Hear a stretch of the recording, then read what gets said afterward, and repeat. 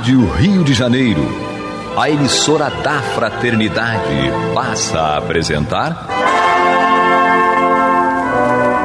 Luz na Penumbra, programa que leva ao seu coração a mensagem da doutrina espírita.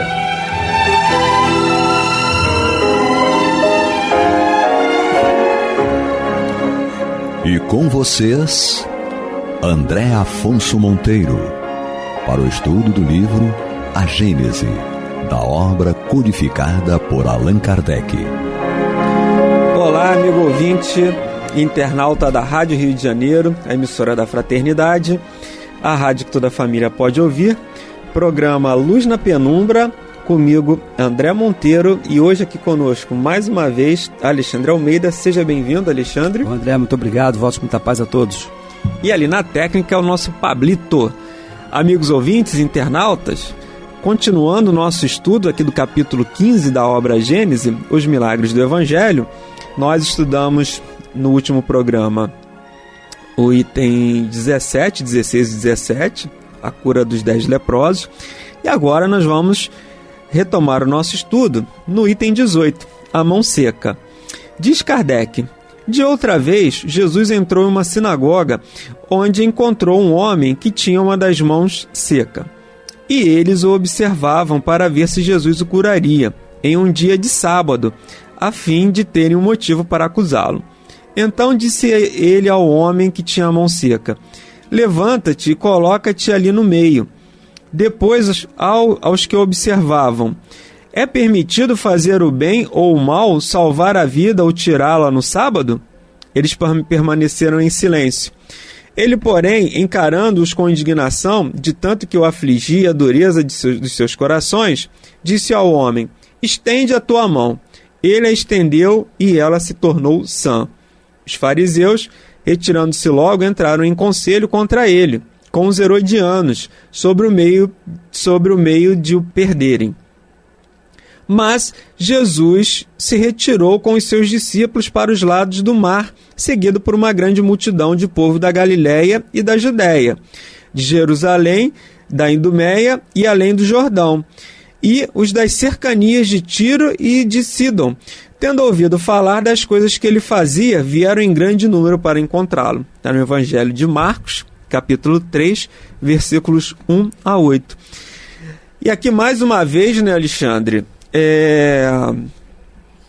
tem a questão magnética do magnetismo de Jesus, que ele cura por uma imposição ali da sua vontade, trabalhando os fluidos para isso. Nós já comentamos nos programas anteriores da necessidade das provas e das expiações, e que elas, Kardec também fala bem isso ali no item 15, no item 16 das expiações, que cessou ali aquela enfermidade. Fala da fé também, né? Qual o tempo necessário que aquela expiação, que aquela doença vai permanecer conosco, né, com o doente. E aqui tem mais um detalhezinho, que é a cura no sábado. O sábado era aquele dia em que você não podia trabalhar, não podia fazer nada, né? Você tinha que se dedicar ali ao templo, era aquele dia que você se dedicava para a religião. Então Jesus aqui ele faz essa proposta a eles. Então a gente não pode curar porque hoje é sábado? Como assim, né? Como é que funciona isso? É óbvio que Moisés, ao estabelecer o sábado como o dia de santificação, ele colocou isso numa questão ali de você poder tirar um dia da sua semana para você se dedicar a Deus, se dedicar a refletir sobre as coisas divinas, mas não como uma imposição de que se fizesse algo de útil naquele dia, né? Moisés foi um grande legislador, né? E objetivando organizar o povo que o tinha como referência, ele estabeleceu muitas regras de modo que aquela sociedade pudesse se manter com um mínimo de ordem e, por que não dizer, dignidade. E, naturalmente, ficou à conta de Jeová, de Deus, essas regras por ele pré-estabelecidas. E Jesus veio justamente fazendo a distinção e mostrando o seguinte: olha, o que é decálogo, é decálogo. Eu não vi mudar a lei, eu disse, e fazê-la cumprir. Agora, aquilo que é do homem, que é do mundo, e sobretudo se essas regras elas são contrárias ao decálogo, então está errado. Então, na verdade, Jesus desmontou aí também um outro preconceito. Ora, então se eu tenho um dia da semana em que é dedicado ao repouso absoluto, quer dizer então que não praticar o bem vai se justificar porque é um dia santo, né? Nós aprendemos no Livro dos Espíritos, né, que não basta não fazer o mal, é necessário praticar o bem. E aí nós vamos nos deparar pela narrativa, você vê, nós já estudamos aqui, falamos em outros programas, que mais uma vez o personagem a ser curado é alguém excluído. Um homem que tem uma deficiência, que à época de Jesus eram pessoas excluídas. E observe que se ele estava na sinagoga, ele estava ali escondido. A narrativa não traz isso explicitamente, mas observe, Jesus diz para ele assim, vem aqui para o meio. Porque ele estava com a mãozinha dele lá, com certeza escondida, porque ele não poderia estar na sinagoga se esse defeito fosse perceptível. Mas Jesus, vendo, diz assim, vem aqui, que era para todo mundo ver. Mostra a mão aí. E curou. Então o objetivo foi, primeiro, dar mais uma lição, além de curar no dia, de fazer o bem, num dia que era como outro qualquer, que as pessoas achavam que, olha, não, você é diferente, hoje é o dia tal, um dia santo, é o 7º dia da semana, nós não podemos fazer nada. Olha, imagine, então se bate alguém na nossa porta, pedindo uma água, um alimento, um medicamento, digo assim, olha, hoje não dá porque hoje é feriado. Não dá, feriado não dá para te ajudar, né? Não é bem assim. Mas observe então que Jesus já vem aqui no meio. Esse homem estava escondido ali, adorando a Deus, rezando, na verdade, para que ninguém o descobrisse. Né? Observa que ele está ali, olha, me permite aqui, André. Jesus entrou outra vez na sinagoga, onde encontrou um homem que tinha uma mão seca. Ou seja, na verdade, o homem não veio até ele. Não, eu vou lá, vou pedir para ele me curar, não vão deixar mais eu voltar aqui. Se ele não me curar, vão dizer assim, não, você é deficiente? Deixa eu ver essa mão aqui. Você não pode estar no templo. O templo é sagrado. E aí as pessoas observavam porque onde Jesus ia, ele praticava o bem. Ele não pode fazer nada hoje. Hoje ele não pode fazer nada. Então ele aproveitou aqui, como diz no popular, foi, né, 2 ações ali no mesmo comportamento. Curou alguém que era discriminado e num dia em que as pessoas tinham como sendo um dia santo que ele não poderia realizar. Então, na verdade, nós temos que atentar que a oportunidade de praticar o bem é quando ela se apresenta, independentemente de qualquer coisa, do dia da semana, da hora, da forma, né? E então, através do passe ali e do fenômeno que nós estamos estudando, de modo geral, esse homem obteve ali a cura. E você vê aqui que, mais uma vez, até na passagem, ele fala de grupos, né? Os fariseus e os herodianos. Isso. Quer dizer, mas ali demonstrando... uma outra facção. Uma divisão ali, um outro grupo, uma outra facção de pensamento distinto, né? Dentro do mesmo grupo religioso. Dentro do mesmo grupo religioso. Se você dividir a tal ponto, e esses herodianos, eles, na verdade, tinham ali uma proposta, um viés político evidente. E aí os fariseus, por que Jesus tratava os fariseus por hipócritas? Justamente porque ele sabia a intenção deles. Eles eram sempre ardilosos, ou seja, quando os fariseus se reuniram com os herodianos, foi porque, vamos tramar. Vamos pegar aquele grupo ali, foi o que os fariseus planejaram durante toda a passagem de Jesus. Eles sempre se reuniam com grupos e autoridades em que pudesse fazer o serviço sujo, aquilo que eles não queriam se expor. Então essa foi mais uma passagem, ou seja, um grupo que tinha uma proposta, vamos ali falar a respeito dessa questão, de modo que a gente possa resolver essa questão. Não queriam chamar para si a responsabilidade.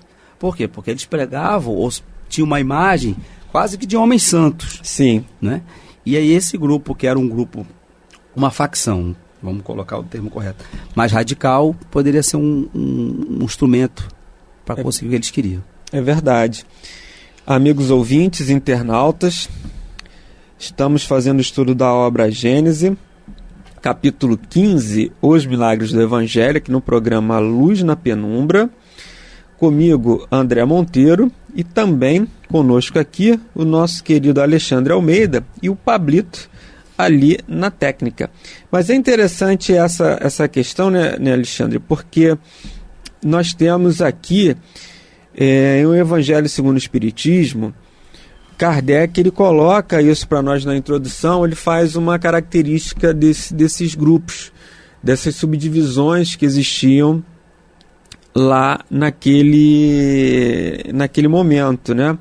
E uma outra coisa também que nos chama a atenção aqui é que quando Kardec, o próprio evangelista, ele diz que Jesus ele sai, né, ele se vê que que eles estavam ali tramando, e ele vai e ele dá uma ilustração de que a multidão que foi tomando conhecimento dos fatos dele se sentem envolvidas, né?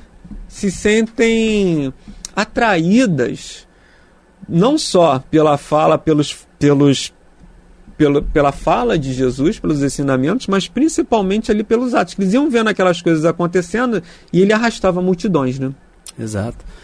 Através do exemplo, ele conquistava a nossa atenção e o nosso respeito. Aqui o texto coloca o seguinte, olha, logo os fariseus, tendo saído, tomaram conselho contra ele com os herodianos. E quando Jesus depois segue, ele dá uma outra demonstração aqui, que aquele não era hora e tão pouco local para embate de ordem social, ideológica, política que seja. Ele estava na sinagoga. Então, na verdade, sim, quando os fariseus se reuniram ali, né, porque era oportuno, Jesus colocou em prática aquilo que ele nos orientou. Deu a Deus o que é de Deus. O espaço, ele promoveu a cura, ele estudou as escrituras e depois saiu a pregar. Não se permitiu ser um instrumento ali para qualquer tipo de manobra, até porque o local não era apropriado. E não que nós possamos ter também essa reflexão, como está lá no Conduta Espírita, nosso querido André Luiz, psicografia de Valdo Vieira, quando ele nos alerta com relação a preservarmos a casa espírita, né, dessas questões de ordem política. Então Jesus, nesse momento, nos dá também uma lição de que, em que pese ser um direito nosso, nós não podemos mesclar essas questões. E por fim, André, temos aqui, ele descreve, né, as várias localidades, sim, o povo que o seguia, mostrando que, na verdade, diversas regiões, as pessoas vinham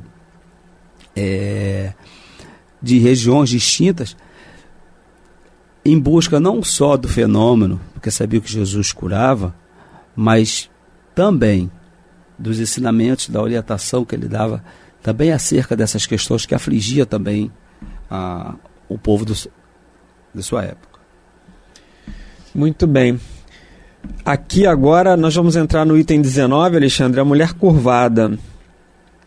Kardec traz essa passagem, está no Evangelho de Lucas, capítulo 13, 10 a 17, e ele diz o seguinte, né? Jesus ensinava numa sinagoga todos os dias de sábado.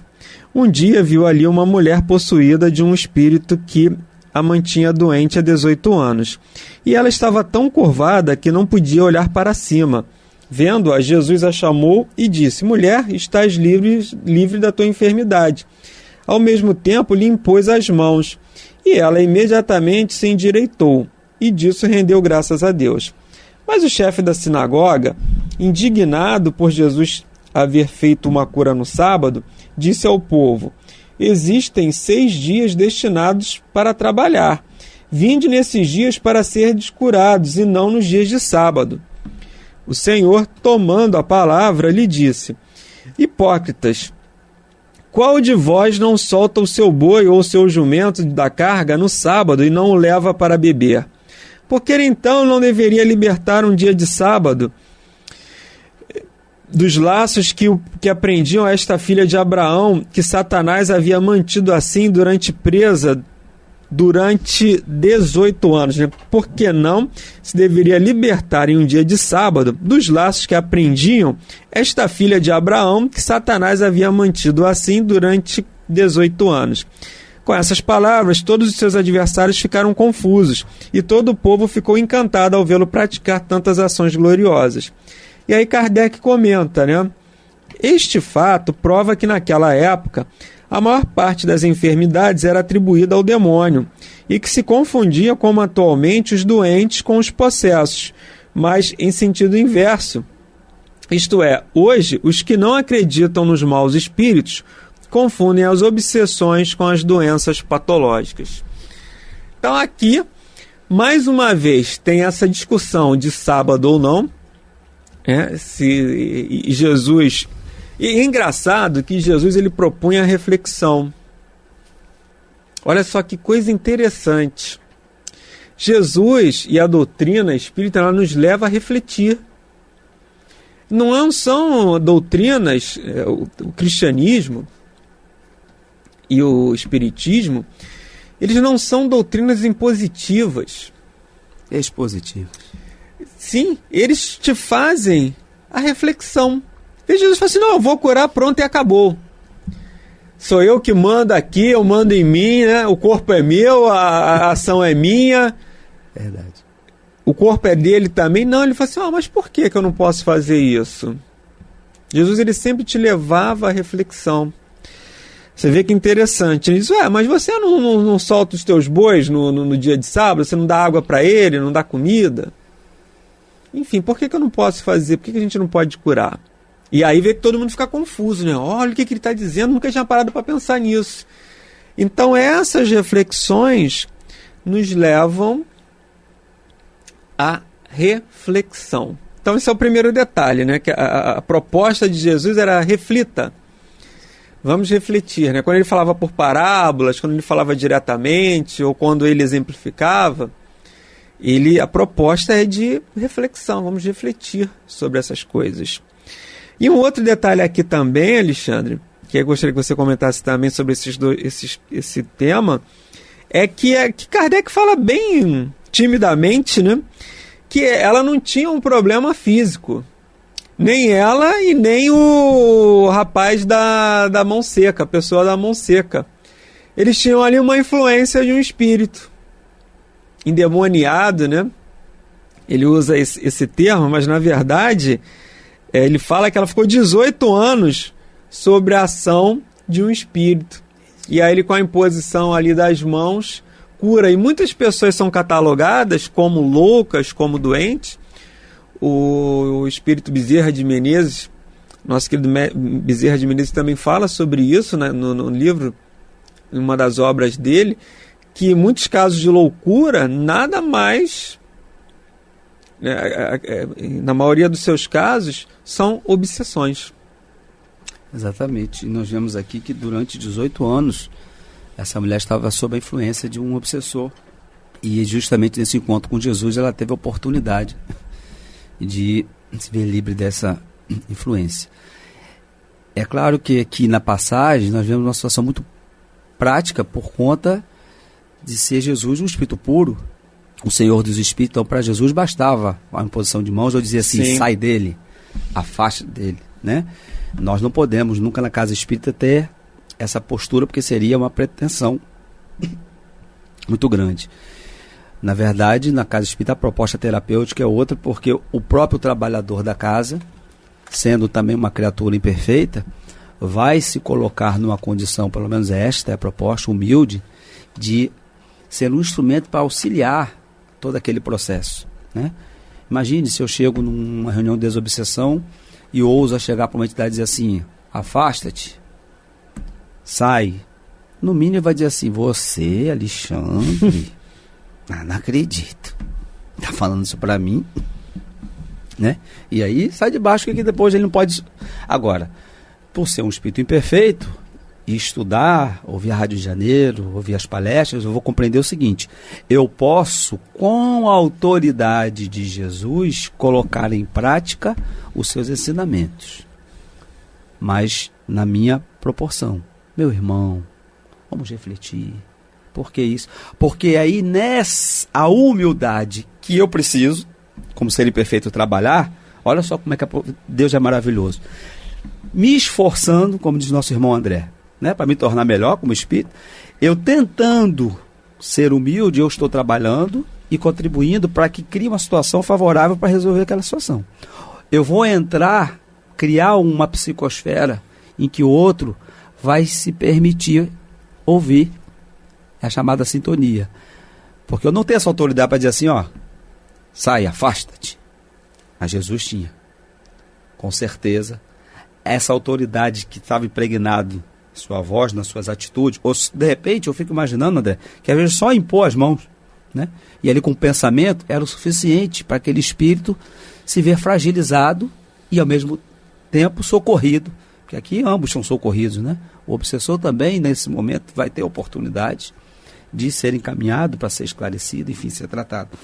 Então você colocou muito bem, porque numa sociedade, à época de Jesus, em que nós dividíamos muito mais do que dividimos hoje, então você imagina uma criatura que está sendo discriminada pela sociedade porque tem uma conduta tal e qual, quando ela na verdade é um obsediado. Então se naquela época sagrado, era todo mundo que era perfeito, existia um preconceito, você não pode ter um defeito físico, você não pode ter um comportamento tal. Você imagina, tem pessoas, nós podemos ter vícios materiais que estão ali vinculados a processo obsessivo. Sim. Você imagina se nós hoje fôssemos excluir todo mundo, como fazíamos há 2000 anos atrás, com esse rigor, estaríamos muito mais divididos do que estamos. Então Jesus naquele momento disse, tinha também aqueles enfermos espirituais que ele curava desses processos obsessivos, e a questão tem dia e hora para isso? Nós não aprendemos na literatura espírita que muitas das vezes nós, em desdobramento do corpo físico, vamos à casa espírita para continuar a trabalhar? O corpo físico está lá, repousando, mas nós somos convidados para esta ou aquela tarefa, ou para estudar.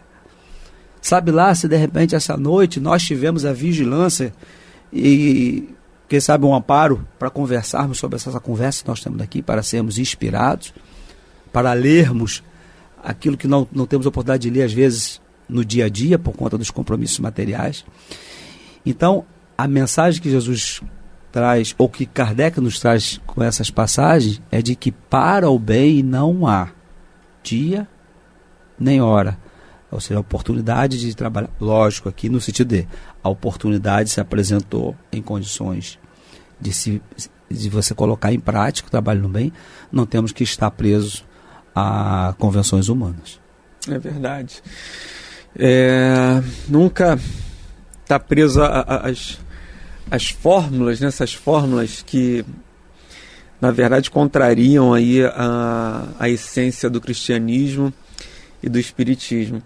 Mas, amigos ouvintes, nós estamos aí caminhando para o final do nosso programa, agradecendo aqui mais uma vez ao Alexandre, e a gente vai identificando, né, Alexandre, nesse estudo desse capítulo que fala sobre os milagres. É interessante que Kardec primeiro ele trabalhou a característica dos milagres na Gênese, depois os fluidos, e aí ele vem especificamente agora trabalhando os milagres do Evangelho. Então ele falou dos milagres de uma forma genérica, fala dos fluidos, que é essa manipulação, e agora ele entra nos casos específicos do Evangelho. Mas, amigos ouvintes, estamos chegando ao final. Muita paz em seus corações e até a próxima semana, se Deus quiser. Bom, André, eu agradeço mais uma vez o carinho, a oportunidade, lembrando a todos que estou aqui na condição de aprendiz e muito feliz com a oportunidade. Volte muita paz. Muita paz. Você está ouvindo pela Rádio Rio de Janeiro o programa Luz na Penumbra.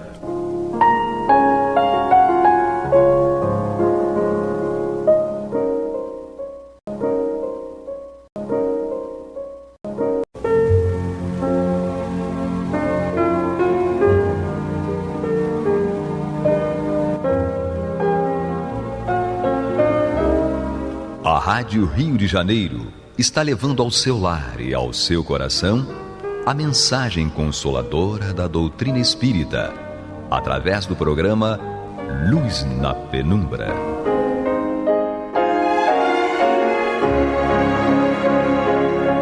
E agora com vocês, Nádia do Couto Vale, para comentar o céu e o inferno ou a justiça divina segundo o Espiritismo, da obra codificada por Allan Kardec.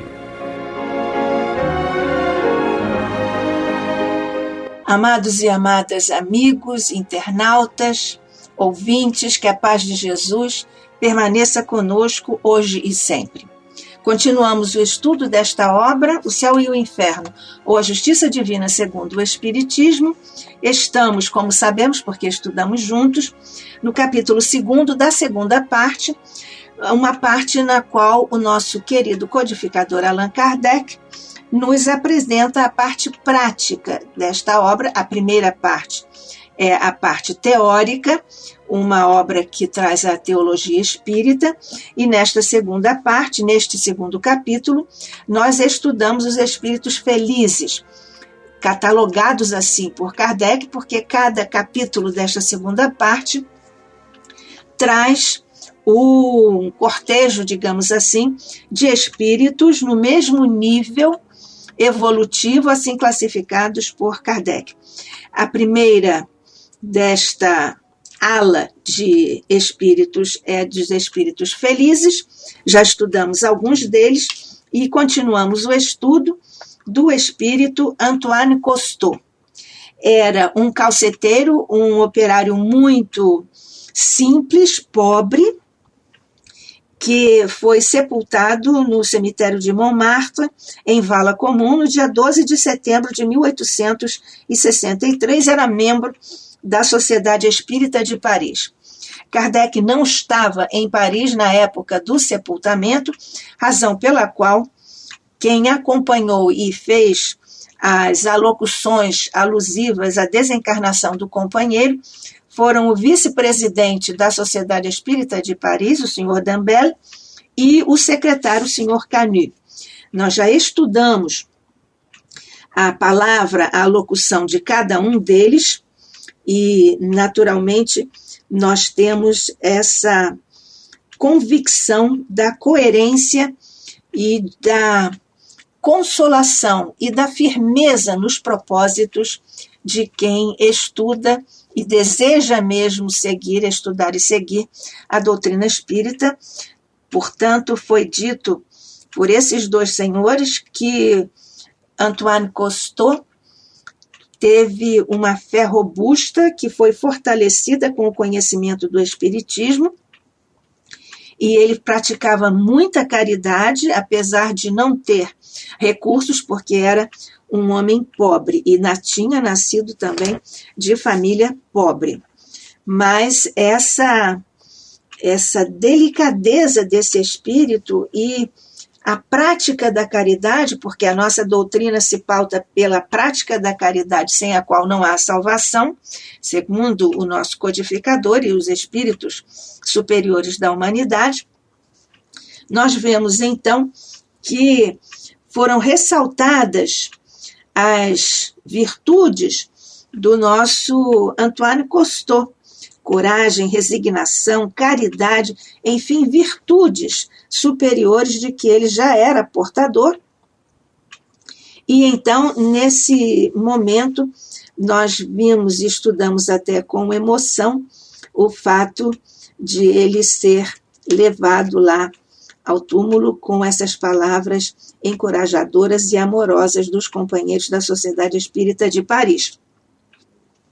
E nós percebemos também que na alocução do senhor Canu, secretário da sociedade, também um interessante depoimento, porque ele próprio começa a falar ao irmão Cousteau, como ele diz. Ele disse: faz alguns anos, muitos dentre nós, e eu em primeiro lugar, não viríamos ante este túmulo aberto que representaria apenas o fim das misérias humanas e depois o nada, o pavoroso nada, isto é, onde não existia nem alma para merecer ou expiar e, consequentemente, nem Deus para recompensar, castigar ou perdoar. Aqui já um ensinamento, aquele que foi orientado pelo Espiritismo, transitou desse materialismo para o Espiritismo, chegando a participar da administração da Sociedade Espírita de Paris, da qual era na ocasião, era o secretário. Então, nós vemos também essa palavra do senhor Dambel, que também edificou o caráter, a trajetória, os valores, as virtudes de Antoine Costot, ali junto ao túmulo. Então, nesse momento, quando tudo está posto para esse sepultamento, eis que, naquele instante, aconteceu que um dos médiuns da Sociedade Espírita de Paris obteve ali mesmo, sobre a sepultura, ainda meio aberta, a seguinte comunicação, que foi, na verdade, ouvida por todos os assistentes, coveiros inclusive, de cabeça descoberta, como sinal de respeito, nós todos sabemos, é um gesto universal de respeito, e com profunda emoção. Era, de fato, um espetáculo novo e surpreendente, esse de ouvir palavras de um morto recolhidas do seio do próprio túmulo. E assim disse Antoine Costot, ainda sepultura aberta, diante do próprio corpo, evidentemente insepulto, pelo médium, o senhor Vézy. Esse médium era o médium de Santo Agostinho, na época, e foi ali mesmo que o senhor Vézy desceu à fossa e recebeu esta seguinte comunicação, recolhidas do seio do próprio túmulo, diz Kardec. Disse então Costot, através do senhor Vézy: obrigado, amigos, obrigado. O meu túmulo ainda nem mesmo de todo é fechado, mas passando um segundo, a terra cobrirá os meus despojos. Vós sabeis, no entanto, que minha alma não será sepultada nesse pó, antes pairará no espaço a fim de subir até Deus. Vemos aqui a fé robusta de Costot. E continua ele: e como consola poder-se dizer a respeito da dissolução do invólucro? Ó, eu não morri, vivo a verdadeira vida, a vida eterna. O enterro do pobre não tem grandes cortejos, nem orgulhosas manifestações se abeiram da sua campa.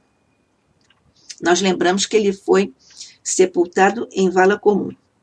Em compensação, acreditai-me, imensa multidão aqui não falta, e bons espíritos acompanharam convosco e com estas mulheres piedosas o corpo que aí jaz estendido. Estamos sempre cercados de testemunhas, disse-nos Pedro.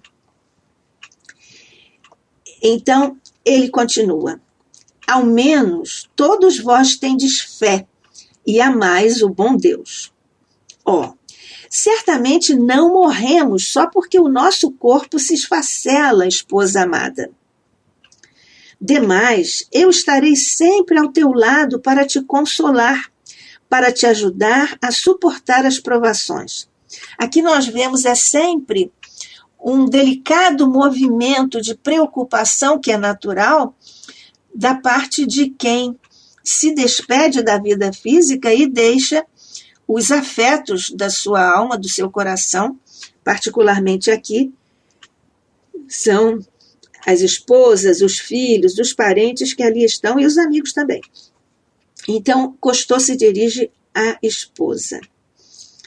Demais eu estarei sempre ao teu lado para te consolar, para te ajudar a suportar as provações.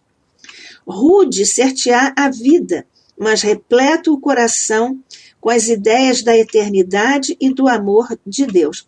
Nós vemos aqui que ele tinha tanta convicção da condição espiritual dele, que ele já anuncia, ali mesmo, junto ao corpo ainda insepulto, que ele viria para consolar, para ficar ao lado da esposa e para ajudá-la a suportar as provações que a aguardavam. Ele também já tinha, pelo menos, uma intuição ou um conhecimento pelo que já tinham vivido juntos.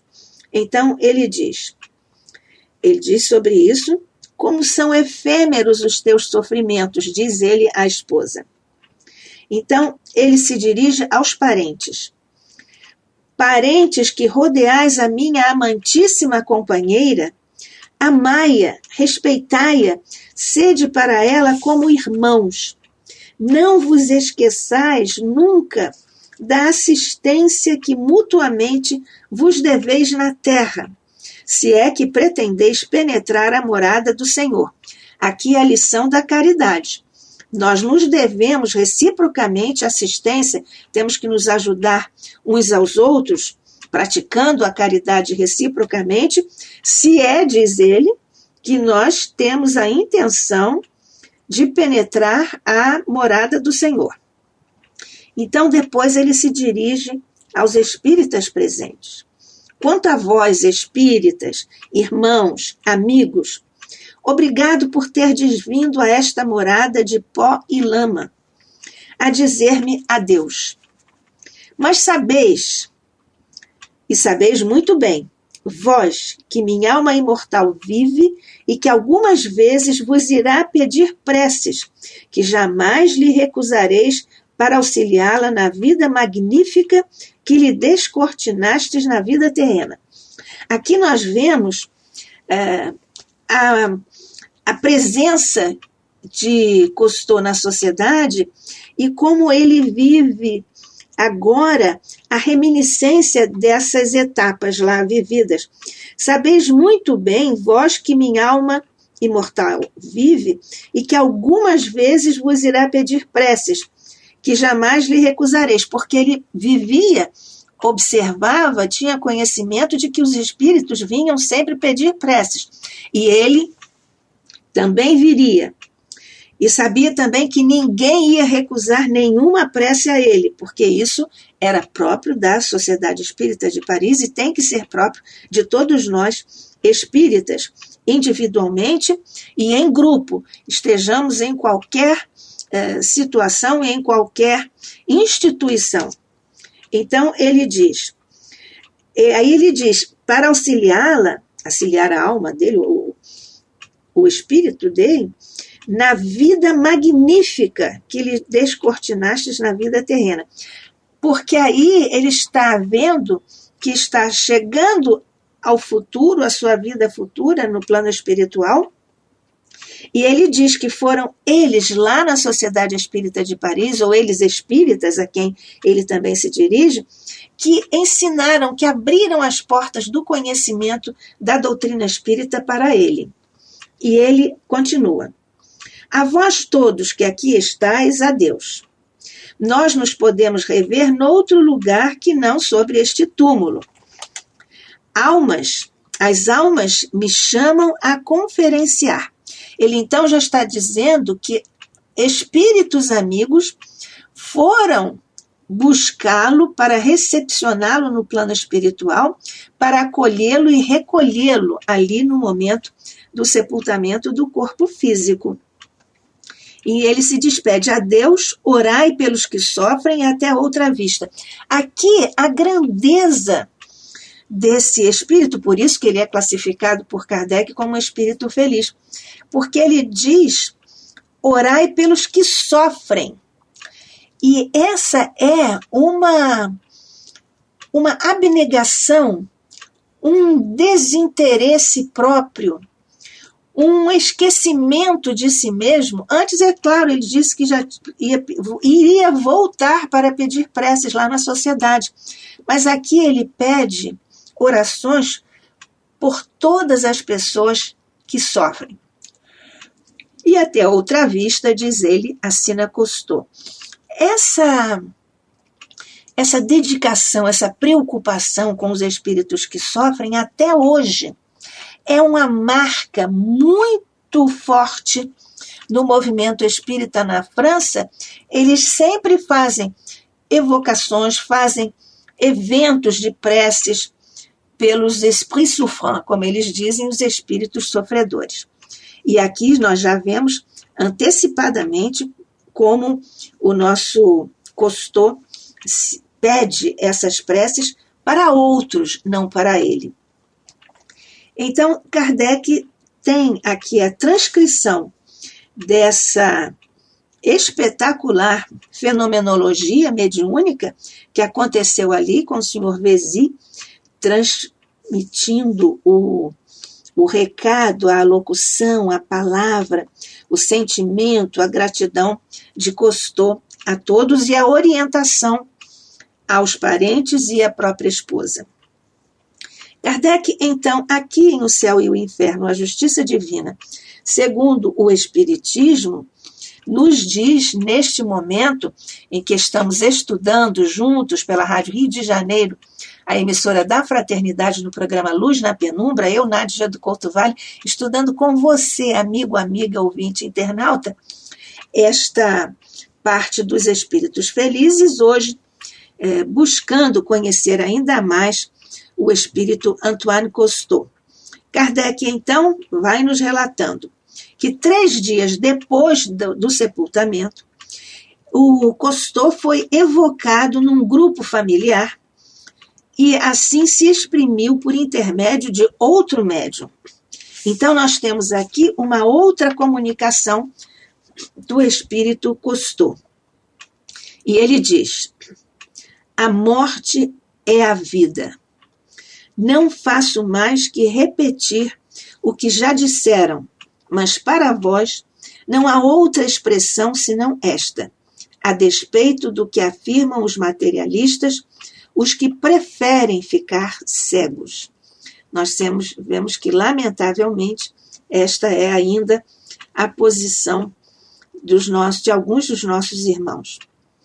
Oh, meus amigos, que belo espetáculo sobre a terra, o de tremular os estandartes do Espiritismo. Aqui ele já tem uma visão mais ampla. 3 dias depois de sepultado o seu corpo, ele já antevê o progresso da divulgação da doutrina espírita. E continua. Ciência profunda, imensa, da qual apenas soletrais as primeiras palavras. Nós vemos aqui como ele já está informado a respeito de como seria ainda mais engrandecido, enriquecido o entendimento da doutrina espírita. Não enriquecer a doutrina espírita, mas enriquecer o entendimento que nós devemos e já devíamos ter dela. E que de luzes leva aos homens de boa vontade, aos que, libertando-se das terríveis cadeias do orgulho, altamente proclamam a sua crença em Deus. Homens, orai, rendei graças por tantos benefícios. Pobre humanidade, se te fora dado compreender, mas não, que o tempo não é chegado ainda, no qual a misericórdia do Senhor deve estender-se por sobre todos os homens, a fim de lhe reconhecerem as vontades e a elas se submeterem.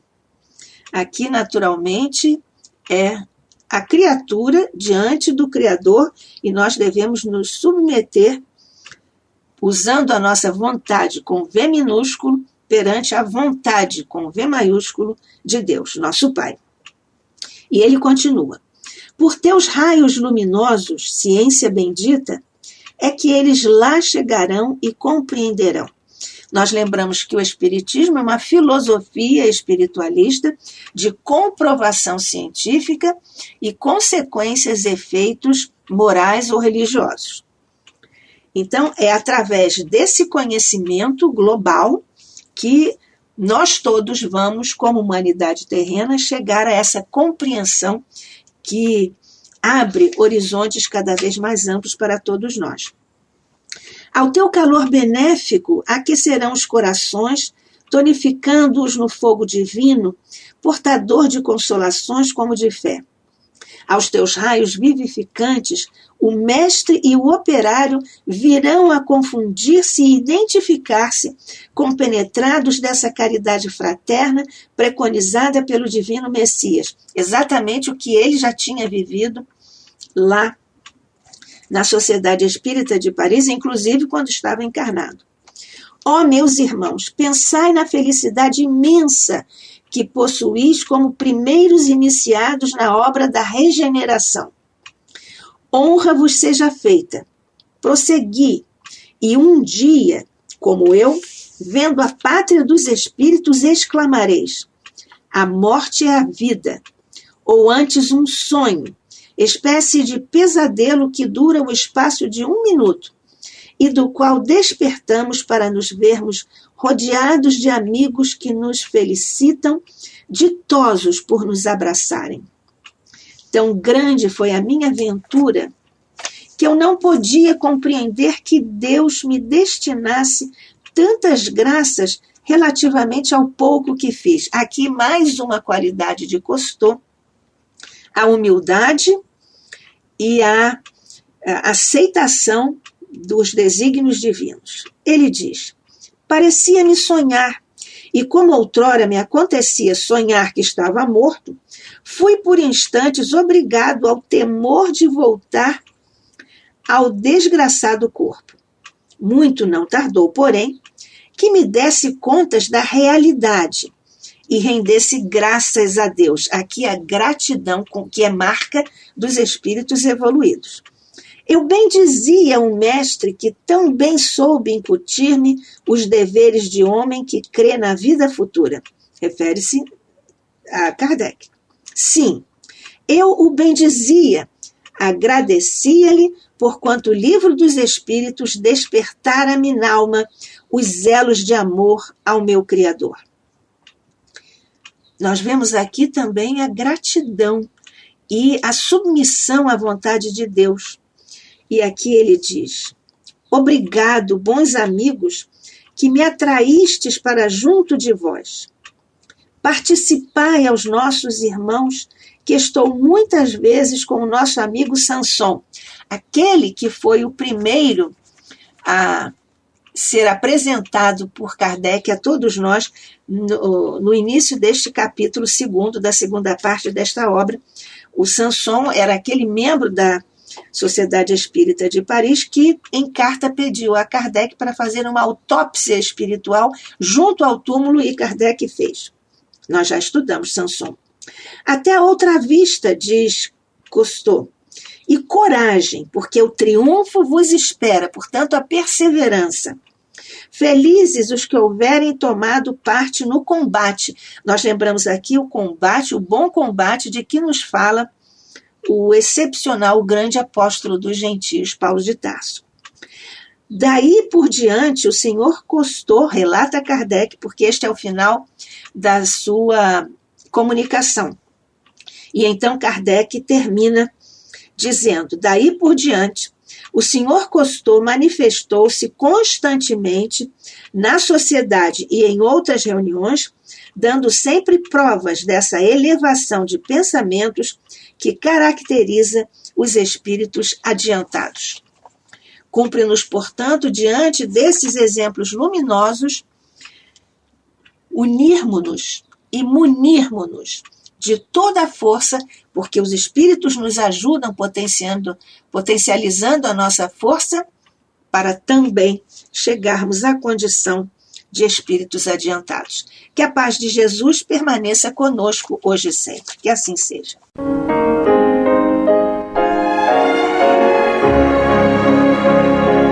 E vamos ouvir agora a prece de encerramento de nosso programa, na voz de Geraldo de Aquino.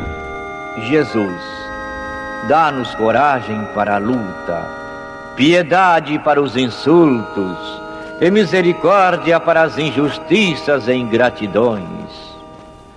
Limpa nossa alma de inveja e ambições mesquinhas, de ódio e de vingança o nosso caminho.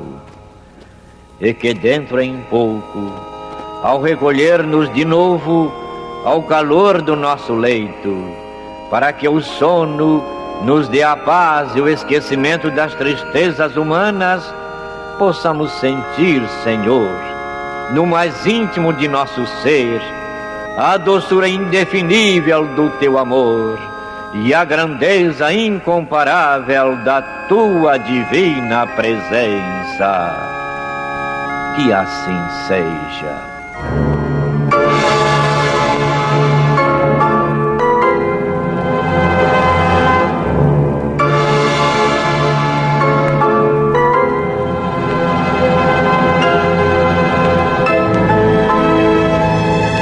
acabamos de apresentar o programa Luz na Penumbra, que voltará a ser apresentado amanhã às 21 horas nesta emissora.